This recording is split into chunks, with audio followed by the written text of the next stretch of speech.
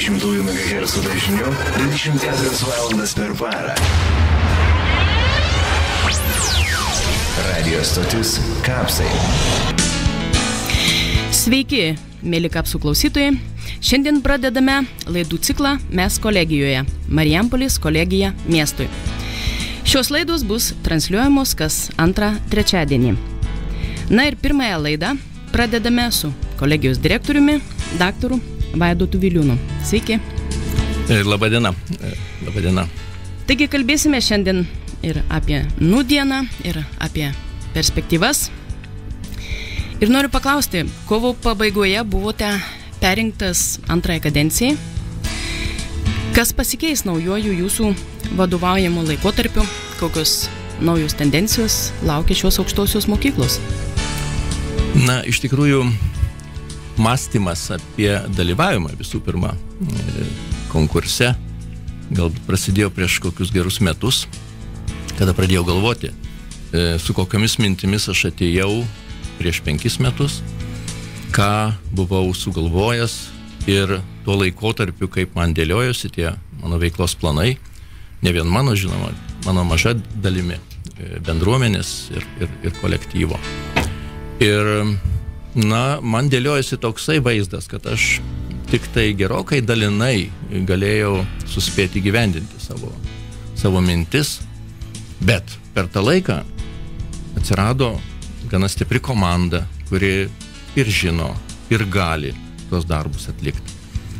Atsirado bendraminčių, kurie tikrai suprato, kaip aš matyčiau pačios kolegijos ateitį, patikėtų ją. Ir tuomet tikrai aš pagalvojau, kad, na žinot, galiu pasitraukti. Tiesiog, na, pabandžiau, įdomu. Yra ir kitų veiklų, kur būtų galima kažką tai daryti. Bet tada aš taip tarsi jaučiausi, kad aš apgausiu savo komandos narius, kurie dalyvavo tame kelyje. Mes pradėjom kažką tai ir neužbaigėm. Tai visų pirma, man taip atrodė, kad mano tiesiog vidinė pareiga, tiesiog elementarus pilietinis garbingumas reikalavo, kad aš tą veiklą tęsčiau ir tada aš tiesiog apsisprendžiau dalyvauti tose rinkimuose. Jūs atėjote iš universitetinės bendruomenės. Taip. Ar tai nebuvo trukdis, barjeras kažkoks, na vis dėlto kolegija kitokia truputėlį specifika, ar tiesiog galbūt buvo ir tokių dalykų, kurie nepasiteisino jūsų paties buvusioje programoje ir veikloje, ar buvo tokio pastebėjimo? Žinot, iš tikrųjų man ir dirbant universitetuose, aš tikrai labai nemažai susidurdavau su kolegijomis. Kadangi, kaip žinote, kolegijos aukštojo mokslo sistemoje jau veikia nuo 2000 metų ir tikrai kai kuriuose labai nemažuose projektuose mes dirbom ranka rankon, juolab, kad ta, reiškiasi, kolegijų sistema vakarų Europoje taip pat ji yra pripažįstama kaip taikomųjų mokslų universitetai ir aš turėjau labai daug reikalų tiek su Prancūzijos, tiek su Suomijos, tiek su Vokietijos taikomųjų mokslų universitetais, mūsų atitikmuo kolegijos ir lygiai taip pat su kolegijomis, pirmiausia tai stipriausiamis Lietuvos kolegijomis. Tai situaciją aš daugmaž žinojau. Antra vertus, aš maniau, kad tas žingsnis irgi tai yra tam tikras veiklos, na, ribų praplėtimas. Ir tai buvo įdomu, nes mano galva Lietuvos universitetai pakankamai, na, sėkmingai žengia į savo tikslų pasiekimą. Galbūt jie susiduria su kitomis išteklių problemomis, vidinės konkurencijos ir taip toliau. Kolegijų sektoriuje aš matyčiau poreikį dar stipresniems pokyčiams. Antra vertus, aš taip pat matyčiau, kad pačiame viso Lietuvos aukštojo mokslo sistemoje dar šiandieną yra daug ką veikti, kad harmonizuoti kolegijų ir universitetų santykius tarp darbo rinkos ir šito viso sektoriaus. Tai tiesiog tai buvo tam tikras naujos praktinės patirties iššūkis. Na tai pakalbėkime apie tiesiog naujus tuos iššūkius, galbūt apie tai, kas laukia, kokie realūs pasikeitimai, galbūt plėtra kolegijos. Na, kas pasimatė per tą pirmąją kadenciją? Pasimatė tai, kad mes tikrai dar turime dirbti, bet čia ko gero beveik pastovi darbo kryptis, tai yra studijų kokybė. Ir laikantis pagrindinės filosofijos, kad studijos yra visų pirma nukreiptos į studentą ir studento įgūdžių formavimą. Ne tik žinių, bet ir įgūdžių suformavimą. Bet tokių, kokių reikia darbo rinkai. Kažkaip anksčiau vis labai dominuodavo ir dar kartais mes sutinkam savo dėstytojų tarpe tokį mąstymą, kad aš moku kažką, tai aš galiu ir aš turiu. Deja, mes dabar pradedam planuoti savo programas nuo to, o ko reikia. Visų pirma, ko reikia darbdaviui. Žinoma, čia yra tam tikrų rizikų. Rizikų dėl to, kad darbo rinkoje tie poreikiai keičiasi. Šiandieną verslininkas pasako, man reikia šito, bet žiūrėkit, po metų jis jau pakeitė savo nuomonę, bet atsakomybę už tai jis neneša. Deja, valstybinė aukštoji mokykla, susistatydama savo planus, programas, jas akredituodama, prisima tam tikrus įsipareigojimus, galų gale pasirašoma studijų sutartis su studentu, kurią turi įvykdyti. Tai tokių dalykų yra, tai reiškia studijų kokybė ir jos kryptingumas. Antra, kas yra labai svarbu, tai yra tarptautiškumas. Visgi mes prie tos egzistuojančios situacijos ir Lietuvoje, atsižvelgiant į tai, kad vyksta labai drastiški demografiniai pokyčiai, nežvelgdami į tarptautinį paslaugų, galima sakyti, galbūt tai ne visai teisingas žodis, bet tarptautinių studijų teikimą mes ir save nuskurdinsim ir atitinkamai mes negalėsime padėti kompensuoti tam tikros pasirengusios darbui jėgos buvimą čia Lietuvoje. Galų gal net ir Europos Sąjungoje, toje pačioje kaip bendroje darbo rinkoje. Taigi tarptautiškumas yra vienas iš labai svarbių ambicingų planų, kurie turi būti įgyvendinti. Trečia, tai yra darbo rinka, kuriai reikia kvalifikacijos tobulinimo paslaugų. Vėlgi, tai susieta su mūsų pačių, profesinėmis kompetencijomis ir prestižu. Tai yra labai svarbus dalykas. Jeigu mes neturim aukšto prestižo, kas į mus kreipsis tokių paslaugų? Nes tas labai svarbus elementas - sustiprinti šitą veiklą. Ketvirta, nors ir kolegijoms nėra būdinga, bet mes matome iš savo Europos ir pasaulio kolegų, kad yra labai svarbus moksliniai tyrimai. Taip, jie galbūt turi daugiau tokio taikomojo pobūdžio, reiškia, elementą, kad mes turimas žinias pritaikome jau realiems projektams, uždaviniams, problemams spręsti. Ir tai yra labai svarbu taip pat. Nes galų galia tai susisieja su studijų kokybės klausimais. Tai reiškia, nuolatinis modernizavimas, studijų turinio modernizavimas, praktikų veikla ir panašiai. Žinoma, tame kontekste, dar nepaminėjau studijų kontekste, ypatingas požiūris į praktinius įgūdžius. Kuo mes ir skiriamės iš universitetų, kad būtent mes turime suteikti gerokai stipresnį tą praktinį įgūdžių paketą savo absolventams. Na ir žinoma, valdymo efektyvinimas. Mes dar vis tiek turime pakankamai neefektyviai veikiančią administraciją ir manau, kad mes turime čia padaryti tam tikrus pokyčius. Tai yra susijęta su mūsų vidaus dokumentų, statuto dalykais.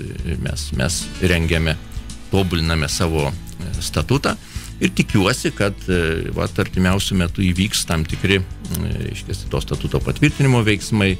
Ir žinoma, mes žiūrėsime, kaip mes galėtumėm būti lankstesni pačios kolegijos valdymo požiūrį.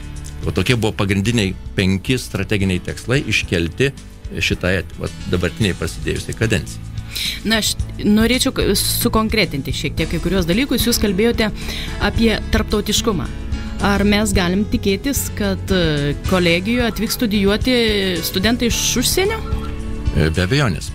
Mes tokį reiškinį kaip studijų mainai jau vykdom keletą metų, tai yra studentai atvažiuoja pas mus pastudijuoti semestrui arba kažkokiam kitam laikotarpiui, lygiai taip pat kaip ir mūsų studentai išvyksta į Europos universitetus ar kolegijas studijuoti, kuriam tai laikotarpiui. Dabar labai dažnai taip pat siunčiame ir į praktikas Europoje, tai yra akademinių mainų reiškinys, kuriame taip pat beje ir dėstytojai dalyvauja.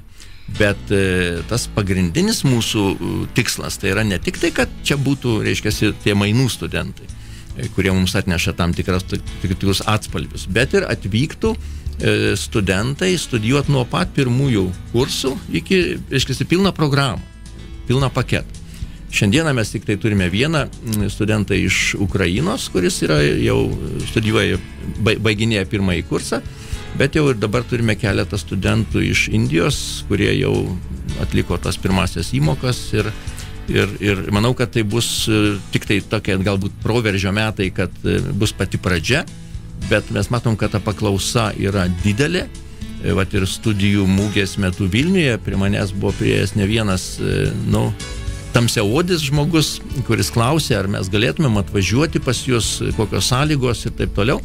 Tai tikėtina, kad Marijampolės bendruomenė įgis ir kitų atspalvių, ir kultūrinių, ir spalvinių. Kitų spalvų, ar ne? Na, iš tikrųjų, dar grįšime prie jūsų studentų, prie ir jų laisvalaikio pakalbėsime. Dabar padarykime trumpą pertraukėlę. Eteryje laida Mes kolegijoje, Marijampolės kolegija miestui. Tęsime pokalbį su kolegijos direktoriumi, daktaru Vaidotu Viliūnu, apie kolegijos nūdieną ir perspektyvas. Prieš pertraukėlę pradėjome kalbėti apie užsienio studentus, kurie ketina studijuoti pas mus. Na tai šis procesas jau visuose universitetuose praktiškai vyksta jau keletą metų ir užsiminėte, kad ir Alytaus kolegijoje. Kaip bus su pedagogais, ar nepritruks kvalifikacijos ir nes vis tik studijos turės būti anglų kalba, ar nepakiškoje? Taip, tas truputėlį kelia nerimo, bet mes apie tai pradėjom galvoti jau prieš 2-3 metus ir pradėjome skatinti savo kolegas tobulintis anglų kalboje. Mes didžiąją dalimi apmokame anglų kalbos kursus savo kolegoms ir vilėmės visų pirma, kad jie patys susidomės tais dalykais, tai yra ir paskata pramokti tą kalbą vienaip ar kitaip. Mes patys žinom, kad akademinė kalba ir anglų kalba ir daugelyje nūdienos profesijų literatūra anglų kalba dominuoja paprasčiausiai. Tai yra tas tiesiog neišvengiama būtinybė. Na ir žinoma, kad galbūt atsiras ir galimybė prijungti ir kitus dėstytojus iš kitų aukštųjų mokyklų, iš kitų miestų, kurie atvažiuos ir reiškia, taip pat skaitys paskaitas. Tai tas akademinės bendruomenės, tas dinamiškumas, jis vyksta visur ir čia nieko baisaus. Antra vertus, vyksta tam tikras, galbūt ne revoliucinis, bet evoliucinis ir pedagoginio personalo atsinaujinimas. Ir jau jaunesni žmonės ateina su tam tikrais neblogais anglų kalbos įgūdžiais. Na, o kokias planuotės specialybės mokysis užsieniečiai kolegijoje? Tai, kada mes pradėjome galvoti apie šio pobūdžio proveržį, mes galvojame apie 4 specialybės. Praktiškai beveik galima sakyti, kad viena specialybė jau ir šiais mokslo metais dėstoma beveik išimtinai anglų kalba. Gal tik tai vienas kitas dalykėlis, tai yra verslo anglų kalbos specialybė. Joje beje mokosi studentas iš Ukrainos ir matosi, kad ten viskas tikrai neblogai klostosi. Taigi ta programa ir toliau vyks anglų kalba. Bet toliau, tai, kas iš tikrųjų mūsų galva buvo paklausu, tai yra verslo valdymo programos, jos praktiškai beveik visur yra populiarios, nes tai yra gana tokios plataus profilio programos, labai jų panaudojamumas yra didelis ir už tai jas mielai stoja studentai iš visur. Na ir žinoma, kaip ir patys suprantame, bangoje yra ta informacinių komunikacinių sistemų technologijos. Lygiai taip pat. Tai vat į šitas labiausiai dabar, kaip mes matome, orientuojasi. Nepaisant to, mes rengiame ir socialinio darbo programą anglų kalba su tam tikrų matymų, kad galbūt, jeigu ne šiais metais atsiras tenai studentų, vis tiek ten studentų turėtų atsirast, kadangi visa Europa yra senstantis kontinentas ir nori, nenori, tokio pobūdžio paslaugų, kvalifikuotų tokio pobūdžio paslaugų reikia visur. Tai jeigu ir nebūtinai čia Lietuvoje, tai tuo labiau vakarų Europoje tos paslaugos tikrai yra neblogai apmokamos ir tai yra perspektyvu. Na, iš tikrųjų, socialiniai darbuotojai, žinoma, jie turi paklausą ir kai jie išvažiuoja jau turėdami supratimą, ar ne, apie tą dalyką, tai visai kitoks darbas ir uždarbis visai kitoks nei žmogus nuo gatvės, kaip sakoma. Tai. Tačiau noriu grįžti prie informacinių technologijų. Neatsiejama ir pati mokykla turės atsinaujinti kažkiek, ar galimybės, kaip sakoma, kokios jūsų? O žinoma, mes į informacinės technologijas žiūrim irgi dabar jau beveik kaip į tokį reikalavimą šalia visų specialybių. Tas dedamoji turėtų būti stiprinama.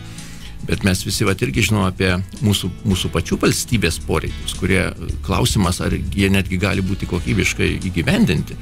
Iškiasi, technologijų visų pirma studijų finansavimui yra žalia šviesa atidaryta ir šiais metais tų vadinamų studijų krepšelių bus 1,5 karto daugiau Lietuvoje skiriama. Atitinkamai norintiems tą studijuoti, reiškiasi, jau nemokamai atsiveria galimybės gana didelės. Antra vertus, mes nuolat investuojame į tai, dar aš neužsiminiau, bet mes šiais metais pradedame inovatyvių technologijų centro steigimo projektą, kuriame tame centre, turiu galvoje, bus įsteigtos 4 tokios specializuotos laboratorijos. Viena iš jų bus informacinių technologijų laboratorija, kuri skirta gal daugiau tokiai specifikai, kad mes turime tam tikrus didesnius įdirbius kompiuterinių tinklų plėtotės reikaluose ir mes matome labai ypatingą poreikį informacinio saugumo srityje. Žinome, kad susidurėme su labai didelėmis problemomis valstybės mastu, verslo apsaugos mastu, duomenų apsaugos mastu ir tai yra labai aktualus klausimas. Na ir antra vertus, mes dabar jaučiame ir tam tikrą programavimo įgūdžių lavinimo, taip pat labai didelę perspektyvą. Tai tenai bus koncentruojami tie uždaviniai. Bet šalia to, ką mes turime irgi tradicinę kryptį Marijampolėje, kadangi tai yra dar nemažai, yra būtent gamybinių įmonių, tai yra tokia, galima sakyti, bendrai paėmus mechatronikos kryptis, kurioje kaip tik sintetinasi mechanikos, elektronikos, informatikos disciplinos į vienas sistemas ir kuri galbūt tradiciškai Marijampolėje yra nemenkai susietas su automobilizmu. Tai vėlgi yra tokia sritis, kuri yra privataus sektoriaus daugiausiai atstovaujama. Yra tuo gera, kad rengdami specialistus būtent privačiam sektoriui, mes iš tikrųjų padarom tikrai labai gerą darbą.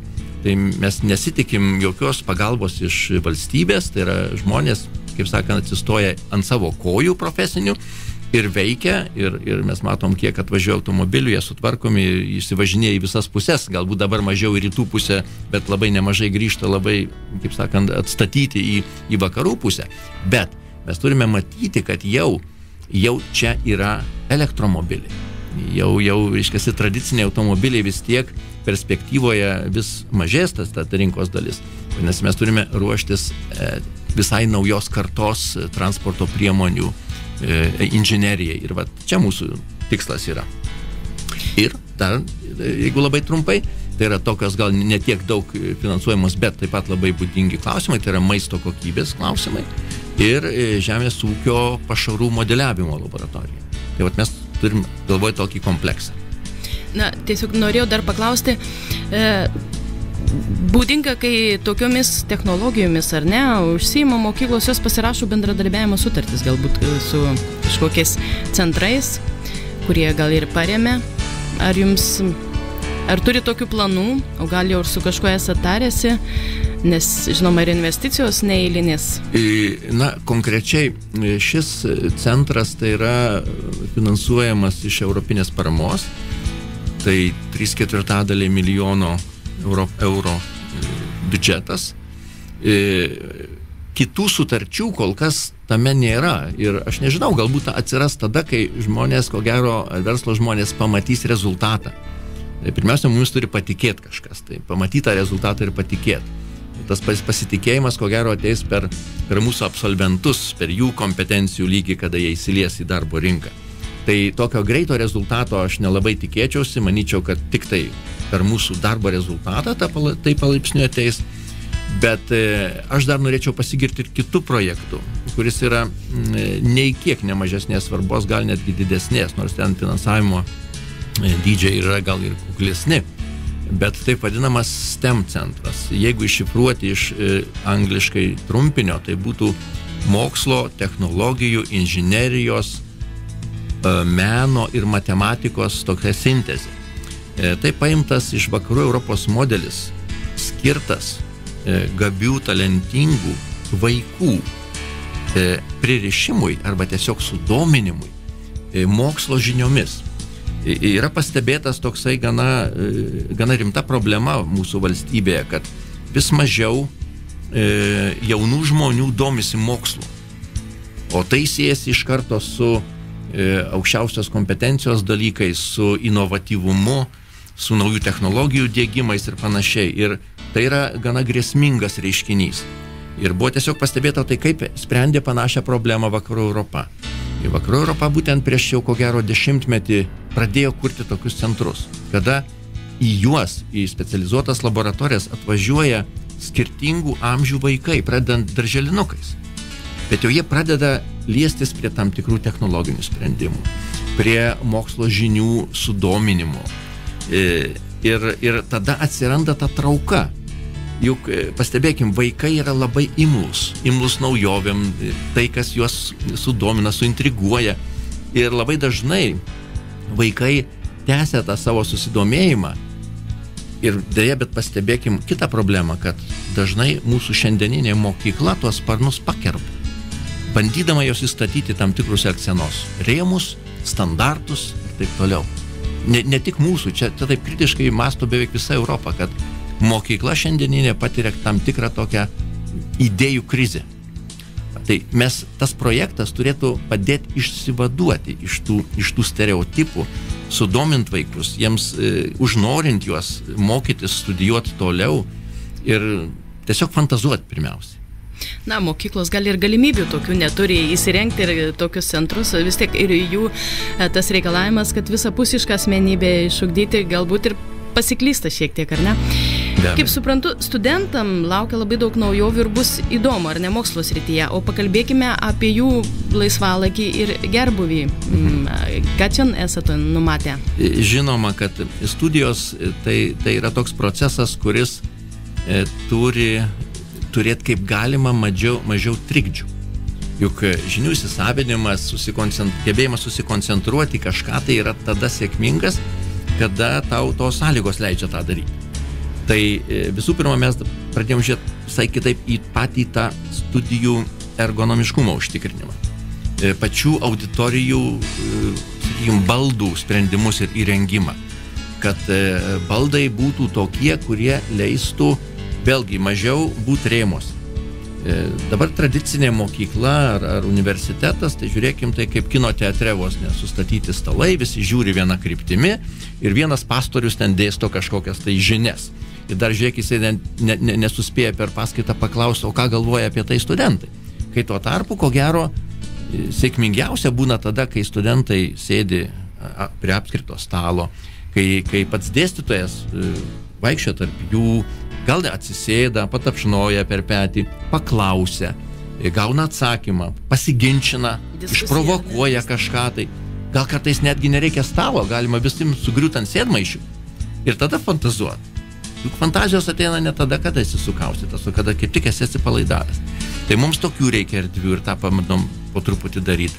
Lygiai taip pat reikia ir poilsio erdvių. Yra pertraukos. Ir tos pertraukos irgi reikalingos ne tokios kaip mokykloje 15 minučių iš vienos klasės perbėgti į kitą. Tai reikia truputėlį gal ir nurimti po vienos paskaitos, nes perinant į kitą reikia truputėlį susikaupti, o gal reikia ir nueiti į biblioteką trumpam, o gal reikia pasišnekėti su kažkuo, pasikeisti kažkuo. Tai irgi ieškome tokių sprendimų, kad studentai galėtų kažkur išgriūti ant sėdmaišių, pasiklausyti, kad ir BBC televizijos, kuri vėlgi tiesiog veikia pasąmonę taisyklinga anglų kalba. Vis tiek jaunimas daug daugiau klausosi aplamai anglų kalba. Tai tas klausimasis ir tokios, sakykime, nebūtinai tiesiogiai nukreiptos kalbos, bet ir pasąmonė veikia taip kaip ir 25 kadras tikriausiai. Mes girdime taisyklingą kalbą, palaipsniui pradedame vis daugiau jos suprasti, atitinkamai mažėja psichologinis barjeras kalbėti tą kalbą, reikšti mintis ir taip toliau. Tai tokių sprendimų yra. Bet, žinoma, to negalima apsiriboti, nes po užsiėmimų yra kažkas tai, arba dalis studentų įsivažinėja į namelius, o kita lieka bendrabutyje. Ir tas bendrabutis, žinot, tai nėra dėja, bet kaip namai. o norisi, kad būtų kaip namai. Tai mes kiek įmanoma, mes bandome patys, kaip sakant, iš savo uždirbtų pinigų investuoti į bendrabutį ir tą irgi toliau darysime, suprasdami dar ir kitą dalyką ir galų gale atsakomybę prie tos užsieniečių studentus. Jeigu mes jiems sudarysim labai jau tokio vargano gyvenimo įspūdį, vargu ar jie važiuos daugiau. Mes vis tiek turime eiti prie to, kad studentai ir darbuotojai savo ir darbo ir studijų vietoje jaustųsi pakankamai civilizuotai ir patogiai. Antra vertus, yra tokie ir psichologiniai dalykai. Žiūrėkit, mes prieš 2 metus įsirengėme, tikrai, neįsirengėme, jis visą laiką buvo Kvietiškio dvaro teritorija. Dabar čia yra parkas.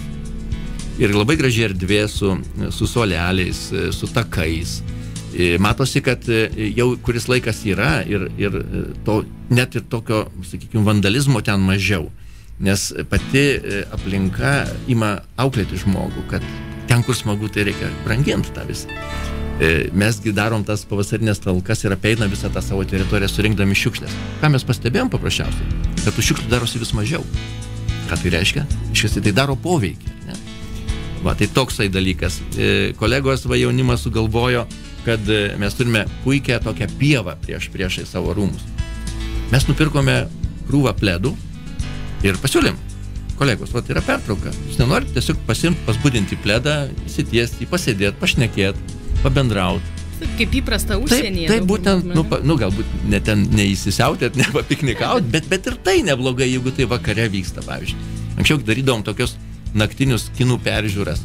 Manau, kad vėlgi sugrįšim prie tokių priemonių.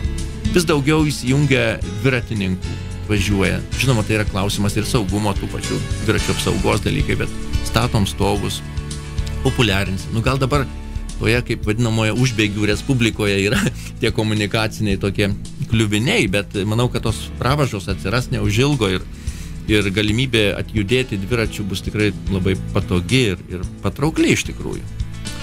Tai mūsų sportininkai, mes tikrai labai akcentuojam sporto, turim ir merginų sporto komandą, ir vaikinų sporto komandą, rytoj atvažiuos kaip tik iš studentų krepšinio lygos vadovai apdovanot, mes užėmėm B lygoje 3 vietą, dabar tiksliai neprisimenu, bet vis tiek tai yra laimėjimas ir nedaug kolegijų turi tas komandas, mes visgi matom, kad Marijampolė kaip miestas, jis yra iš tikrųjų sportiškas miestas, mums labai norisi toliau tą plėtoti. Kolegija garsėdavo ir meno kolektyvas, iš tikrųjų ne vieną miesto renginį papuošdavo. Taip, žinot, bet įdomu, kad su meno kolektyvų dalykai buvo labai tampriai susijęti su pedagogikos programomis. Šiandieną dėja, bet pedagogikos programų yra susitraukimas. Mes matome darbo rinkos susitraukimą aplamai mokyklos ir tai labai įtakoja, žinoma, ir pasirinkimą tų programų. Kada pedagogai turėjo tiesiog tam tikrus užsiėmimus susietų su saviveiklos ir meno dalykais, tai tas vienaip ar kitaip sukurdavo tas prielaidas turėtos kolektyvus. Dabar yra keletas jaunų žmonių, kurie grinai savo iniciatyvą tą daro. Ir daro neblogai, tik tai galbūt tai nebėra taip masiškai. Bet koks kitas reiškinys atsirado, kad jeigu čia truputėlį ėmė siaurėti jaunimo kultūrinis užimtumas toksai kryptingas, tai atsirado dėstytojų ir administracijos darbuotojų grupė, kurie patys sukūrė savo iniciatyvą tokį rūmų šokių kolektyvą ir jie dabar čia važinėja po visą regioną, juos ten kviečiasi kitur visur. Grinai, saviveikla, tikroji saviveikla. Kaip supratau, stiprinsit bendruomeniškumą, ar ne? Ir tiesiog komfortu rūpinsitės, ne tik technologijom ir visą kitą. Man pasirodė patraukliai. Ar pasirodys patrauklu būsimiems studentams, pamatysime rudenį, ar ne? Tad noriu tiesiog, kad laida, kadangi eina į pabaigą, tartumėt keletą žodžių abiturientams, kurie šiuo metu galbūt dar svarsto, kurie dar nepasirinkę, kur studijuos. Tai prašau, jūsų žodis. Ką aš galėčiau pasakyti abiturientams? Nepaisant to, kad, žinoma, aš labai patriotiškai norėčiau, kad visi abiturientai stotų į Marijampolės kolegiją. Visgi, kaip pilietis, turėčiau pasakyti taip, kad abiturientas turi visų pirma siekti savo svajonės. Jeigu jisai turi tokią svajonę, tai jisai turi jos ir siekti. kokiu keliu jis tą svajonę realizuos. Ar jisai ją realizuos nuosekliai, studijuodamas, pradėdamas studijas kolegijoje, o po to tęsdamas magistrantūroje universitete. Beje, mes taip pat organizuojam visą eilę magistrantūros programų čia Marijampolėje, susitardami su universitetais. Tai yra jų apsisprendimas. Mūsų pasirinkimas programų yra labai tampriai susietas su mūsų regiono darbo rinka. Mes labai tą tampriai stebime, dalyvaujame, mes organizuojame susitikimus kiekvienais metais, kiekviena programa praktiškai kviečiasi darbdavius ir analizuoja, ką daryti. Ir labai greitai reaguoja.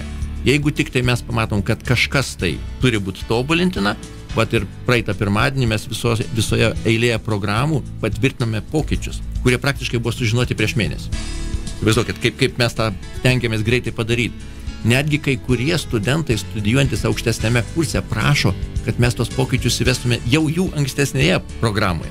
Ir aišku, mes atsiliepiame jų norus ir kur tik galime, tą darome, tos atnaujinimus. Taigi mūsų pirmiausiai tas požiūris, kad mes norime, kad mūsų studentai kiek įmanomai geriau įsidarbintų. Mes jaučiame atsakomybę, kiek mūsų absolventai gebės įsidarbinti Marijampolės regione. Bet ne tik tai. Kadangi pas mus atvažiuoja ne vien iš Marijampolės regiono, ne vien iš buvusios apskrities, ir iš Žemaitijos, ir iš Aukštaitijos, ir iš Dzūkijos, ir nemažai, tiesiog dėl to, kad galbūt kai kur nėra tokių programų, o mes jas turime ir jos turi pakankamai gerą vardą. Tai tiesiog aš kviečiu rinktis čia studijas, mes darome viską, kad tos studijos būtų čia pakankamai geros. Mūsų studentų atstovybė tikrai labai atsakingai ir aktyviai, nekovoja, bet rūpinasi studentų interesų gynimu. Mes dirbam labai betarpiškai, jau vien iš apklausų, kad ir reitingų žurnale matosi mūsų pačių įvertinimas studentų akimis, jis tikrai yra pakankamai aukštas. Tai manau, kad jums turėtų būti čia gerai studijuoti. Ir atitinkamai mūsų pagalba po to, tęsiant karjeros kelią, tikrai yra užtikrinta. Kiek žinau, miesto dienose jūs dar pristatysite, ar ne? Be abejonės. Tikrai, bet neužilgo sekančią savaitę, penktadienį prasidedančiose miesto dienose, mes irgi aktyviai dalyvausime, stengsimės kaip tik pristatyti visiems besidomintiems mūsų studijų galimybėmis ir tėveliams, ir moksleiviams. Tai labai kviečiu apsilankyti, pasišnekėti, sudalyvauti viktorinose. Ten mūsų jaunimas irgi prigalvojęs visokių patrauklių dalykų. Tai tik tai kviečiu pas mus ir pasišnekėti. Dėkoju kolegijos direktoriui, daktarui Vaidotui Viliūnui. Čia buvo laida Mes kolegijoje, Marijampolės kolegija miestui. Šios laidos klausykite kas antrą trečiadienį nuo 11 valandos. Mylim jūs, radijo stotis Kapsai.